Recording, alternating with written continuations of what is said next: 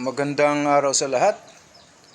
The YouTube channel of the Fraternal Order of Eagles, Limbas Law Corner is back to once again render public service in the field of law, brought to you by the Limbas Marangal Eagles Club of the Eastern Rizal Region 2. The topic, wala na ba talagang hustisya sa bansang ito?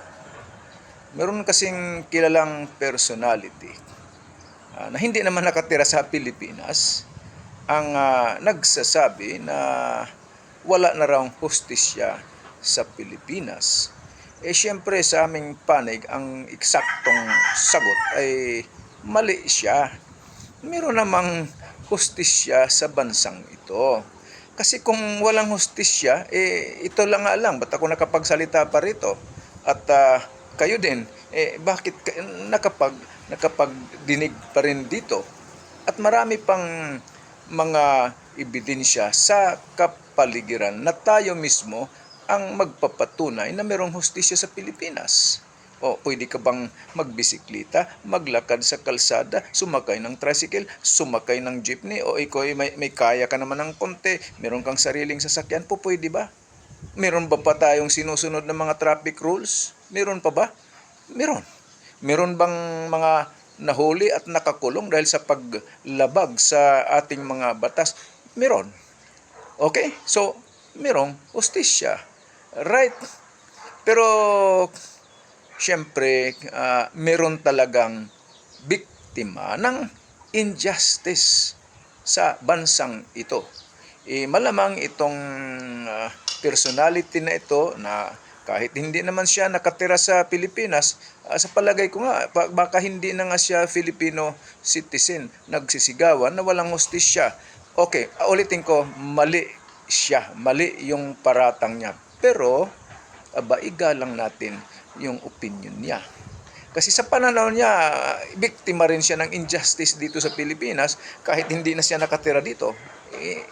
Yan ang pananaw niya, dapat igalang natin. Meron naman talagang biktima ng mga injustices sa bansang ito. Ayun, magsisigaw talaga ng wala siyang nakamtan na hustisya.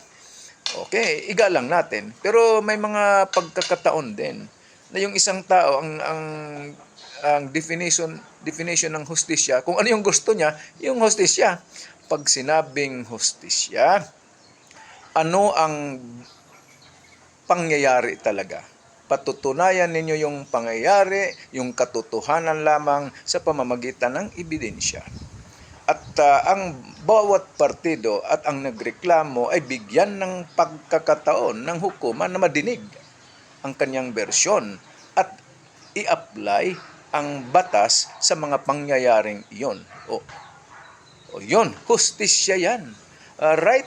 Nasa ngayon, umiiral pa rin naman sa ating bansa. But ulitin ko, meron talagang mga biktima ng injustice na dapat igalang na rin natin kung yun ang opinion nila. Pero ulitin ko, hindi katotohanan ang nagsasabi na walang hustisya sa bansang ito. Meron pa rin hustisya sa bansang Pilipinas. Maraming salamat at magandang araw sa lahat. Sana nakatulong na naman muli ang Limbas Marangal Eagles Club of the Eastern Rizal Region 2.